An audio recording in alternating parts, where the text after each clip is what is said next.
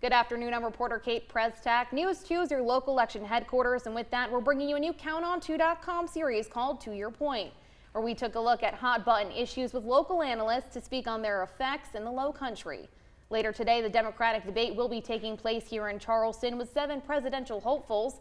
With me to discuss what we can expect to hear is our Democratic expert, Sean Wilson. Now, Sean, the state of South Carolina, when it comes to electoral votes, has not voted in favor of a Democratic candidate since Jimmy Carter.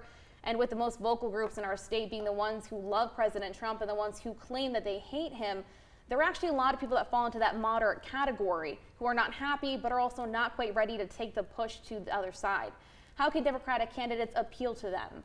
Well, I think they have to educate the voters, and there's a lot of independent voters who don't know where they're going to actually vote. And you also have a lot of Republicans who aren't in love with Trump, unfortunately. So that is the area in which the candidates will have to make sure that they appeal to.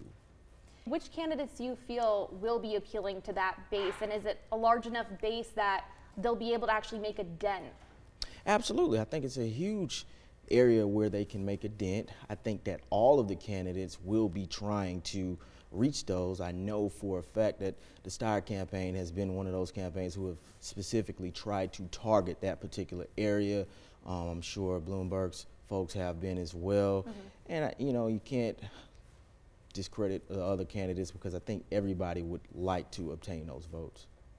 And when it comes to the last debate in Las Vegas, the issue of gun violence was essentially ignored, and if that were to happen again tonight here in Charleston, how do you think voters would react? Well, I don't think we can ignore that issue in Charleston. I think we've had so many tragedies in Charleston where people were affected by guns, specifically the Emanuel 9, and I don't think that it will be ignored. It's going to be at the Gaillard Auditorium, directly across to where the Emanuel shooting occurred.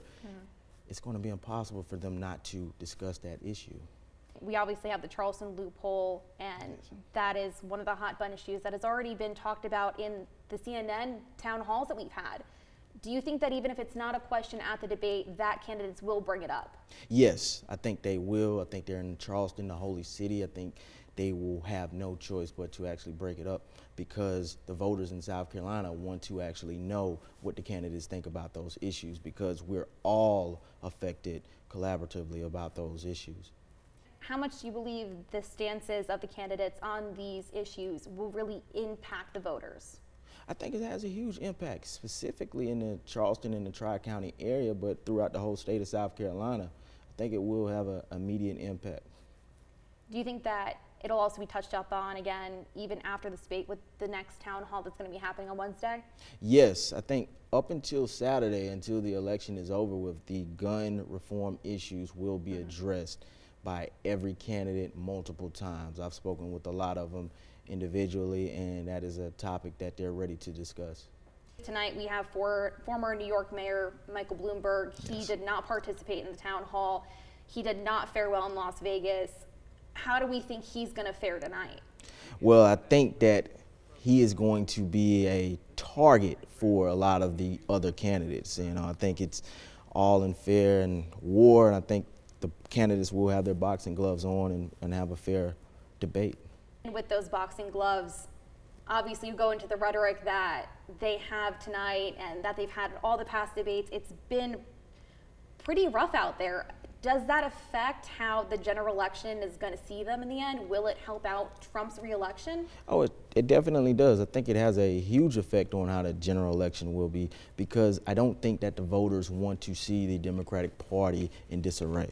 I think the voters want to see the Democratic Party stand united. So whoever the candidate is, I think the voters want them to be supported fully. So I think that even though they will be having the spars, and I use the analogy for the boxing gloves, I think we have to remember that we are one party as a whole, and whoever that candidate is, we need to support them in November. And is there anything else you'd like to add?